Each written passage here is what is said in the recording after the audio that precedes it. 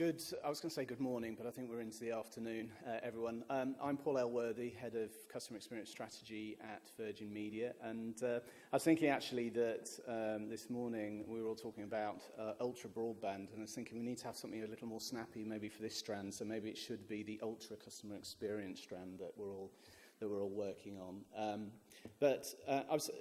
The other thing to this is that looking at the actual title of the presentation, it was a bit daunting, starting the customer experience stream with something which was about organisational, building customer centricity into organisations, best practice. Kind of feels like a bit of a high bar.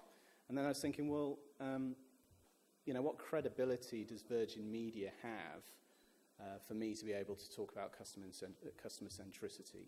How customer centric are we?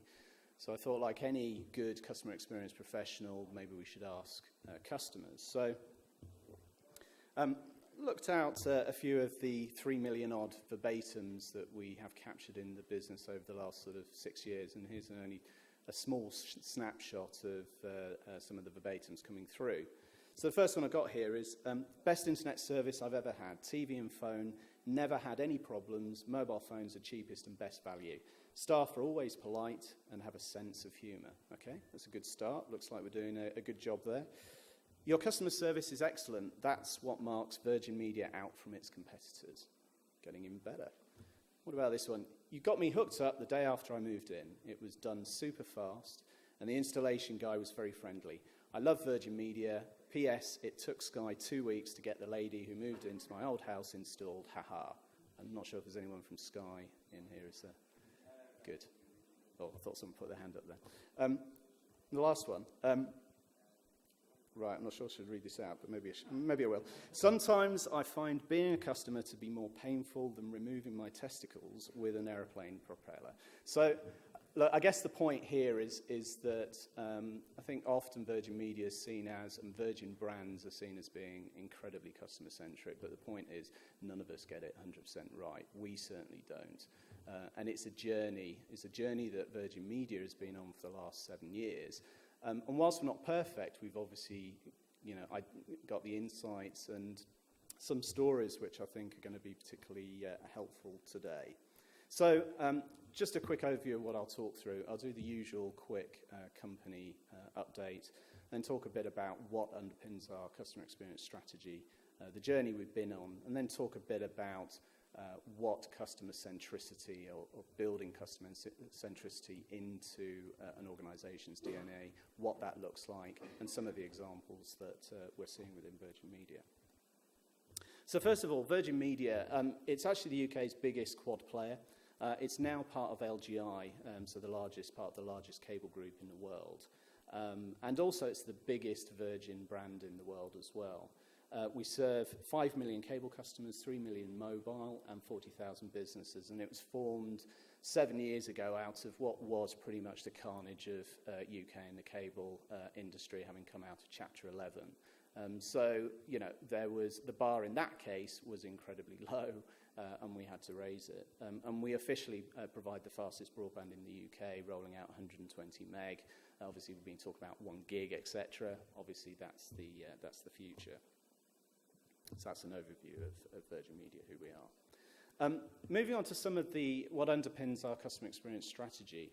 For Virgin, there are 3 things that are key.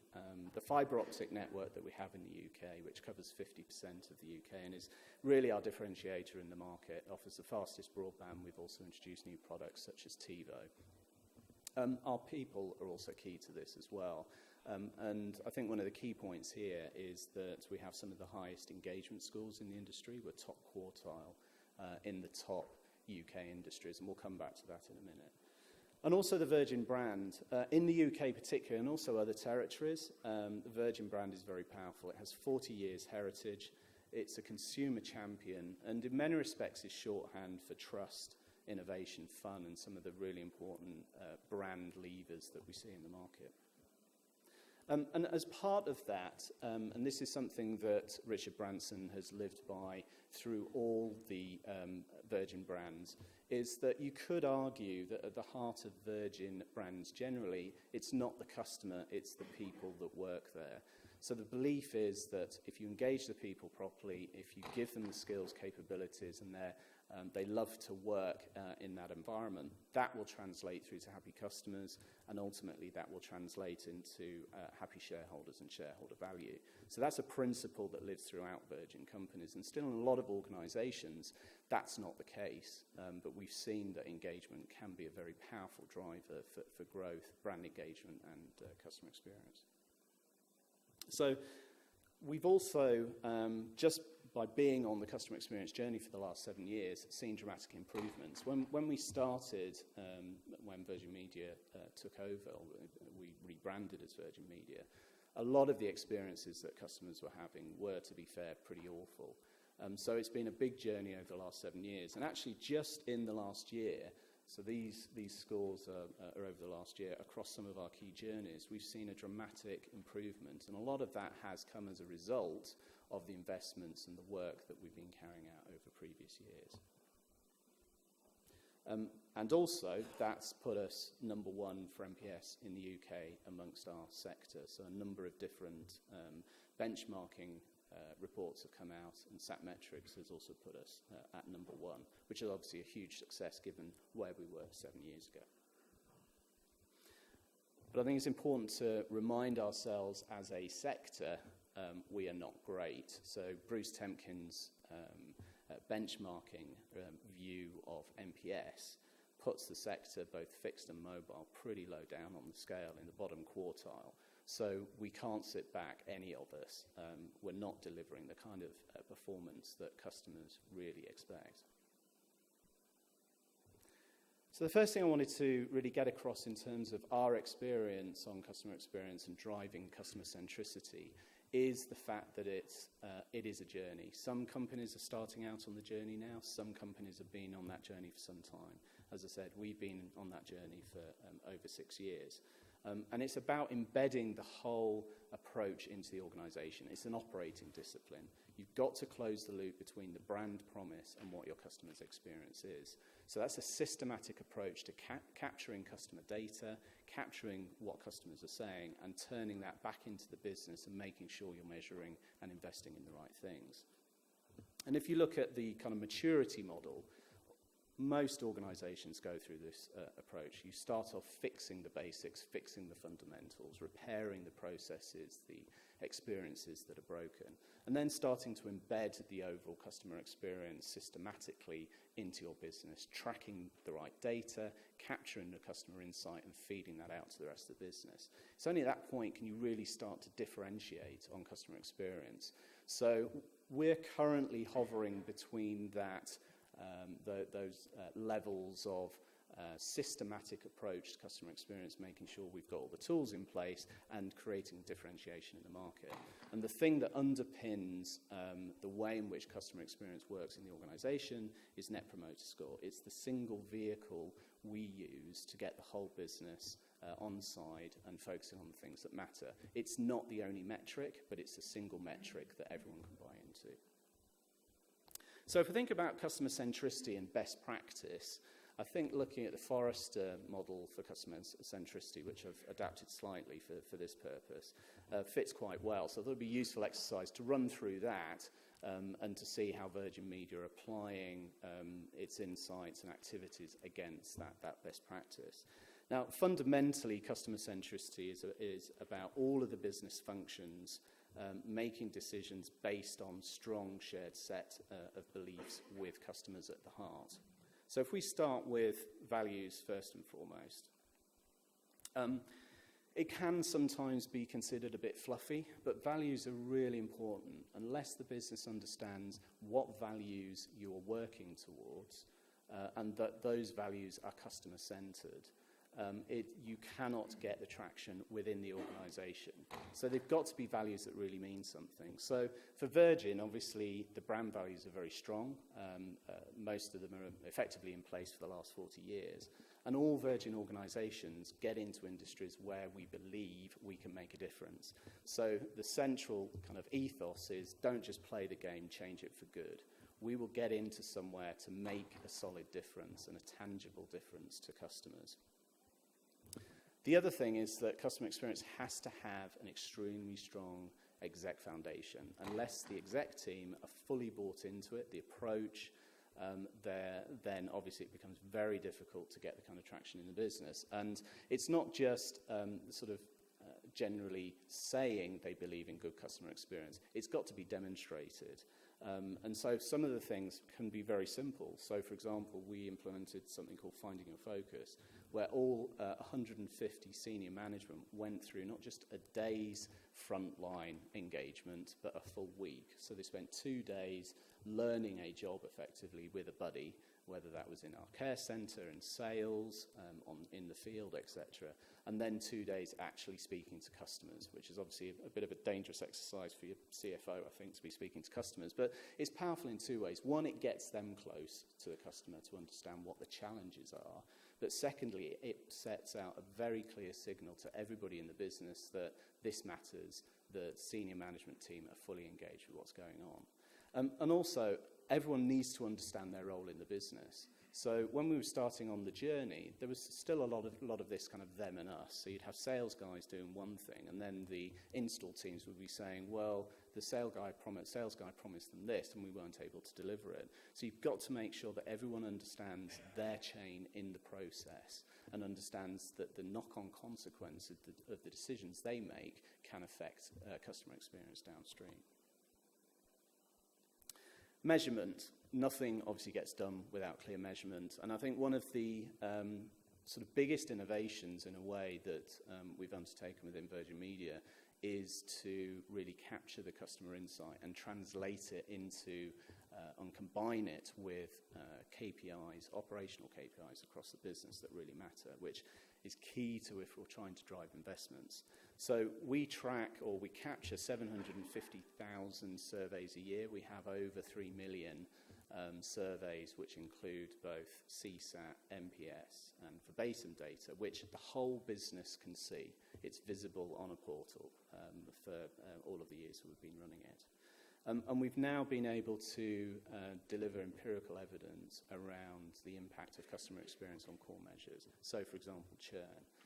We know that zeros are 14 times more likely to churn than 9s and 10s. We know, obviously, that advocacy, I think we all believe this, advocacy drives sales. We now have data that clarifies exactly by how much. And customers who are coming into Virgin Media, 34% of them have indicated positive word of mouth playing an influence, but 13% have indicated that it is the primary influence. And although this is more recent, we're able to track the impact of customer experience and the link between NPS and revenue. And we can see customers who have poor revenue actually deteriorate from have poor customer experience actually deteriorate from a revenue perspective over time. So by combining all of these alongside other operational metrics, we're able to get more customer-centered view of what's happening with the business and where we should be driving it. And that's obviously key when we come to start looking at the kind of investment decisions that we need to make. Reward is another key area. All good customer experience or great customer experience organisations reward on the basis of how customers perceive them. So we need to base pay and reward on that customer perception. We have NPS within our core bonus metrics, and obviously lots of people within the organisation have NPS as part of their day-to-day objectives as well. But we also reward great performance. So we have a programme which has been running for the last 4 years called NPS Superheroes, which rewards the best frontline NPS performers, and we take 50 of them and their partners out to an exotic resort to be wined and dined. And that not only creates a lot of engagement and positivity in terms of the numbers, but also creates some great stories as well that the people who win this take back with them. Sharing stories is another key area. Often, we can beat ourselves up about, we're not performing properly, we're not giving customers the kind of experience they need. But actually, if you delve into what customers are telling you, a lot of them will be telling you how fantastic that experience is. And it's important we share that so we can get that best practice out and you can drive that engagement. A lot of this is also about creating those wow moments as well. So we have a program called of Acts of Random Kindness where agents are encouraged to come up with creative ways in which they can reward customers. And a lot of this is sending out small gifts, unusual gifts to some degree, sometimes not that expensive at all. It's a way of creating that interaction with the customer, and it's tailored to that interaction. And that in turn creates kind of social capital. We found customers posting their experiences online onto Twitter, Facebook, etc. So it goes beyond just that personal interaction. Internally, we share some of the key stories. So we've got a book that we've circulated internally which has all of the 50 best customer experiences from a customer perspective, which is socialized. And obviously unleashing the power of social. But keeping those positive stories across the whole business and also trying to socialize them externally is another way in which you drive that engagement and that cultural view of doing good for the customer.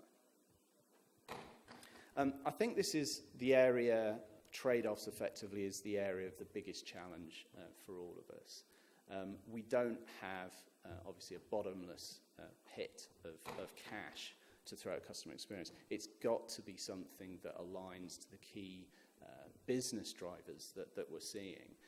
But using NPS, using the insight you get from customers, you're able to start focusing on the things that really matter, the stuff you know is going to make the difference. And investment decisions have been made increasingly on the basis of, is this going to resonate with our customer base? Is this going to drive advocacy and our customers going to be more loyal? Now, for us, customer experience starts with our product. Unless we get the product right, the investment in the network, none of the other experiences work. And we were in that position several years ago where the investment in the network just wasn't sufficient enough, and therefore you were driving poor experiences that were then driving calls, trucks, etc., and increasingly a number of problems that drove bad NPS. So that focus on product has been a key component for us. And as part of that, we also ensure that we deliver against our promises. So from a broadband perspective, we focus on delivering speeds that on average are closer to our headline proposition than anyone else. So independent testing has shown that 90% or customers receive 90% of their headline speed through Virgin Media. And this is a key thing to drive satisfaction. Value is the real driver of NPS, and so we look at how we can build that through obviously adding in value. The bundle is key to that. Last year we launched Collections, which is a simplified group of bundles, combining all your TV, telco and broadband together, and we are going to be developing that over the course of the year. But simplifying that value proposition for the customer is really key, and reinforcing that value, so targeting customers with reminders about what value they are getting and what products they're getting is another key area here.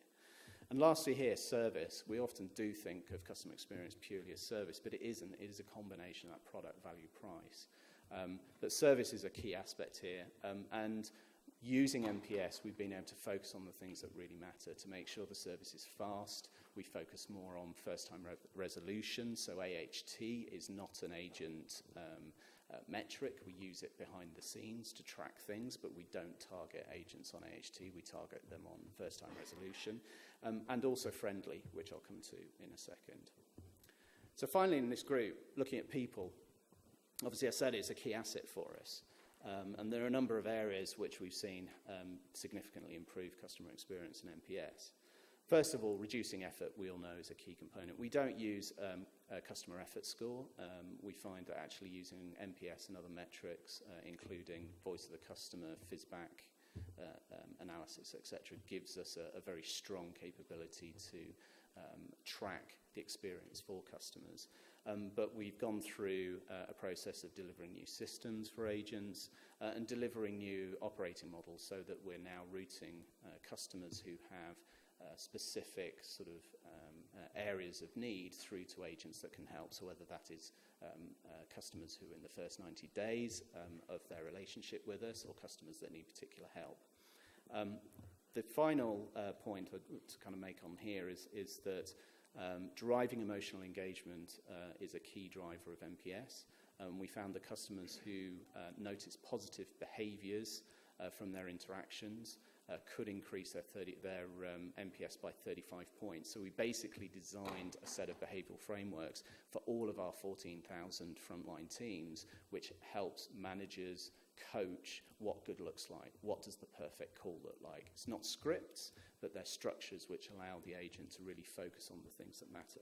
And finally, it's not all about big investments. Last year, we introduced a very simple piece of paper that frontline in-home engineers completed with the customer after a service and install visit, just checking off with the customer what they completed. What it did, it drove an interaction and closure on that job, which customers valued, and also acted as a reminder for engineers. And we found that promoters increased by 10% and zeros reduced by 6%.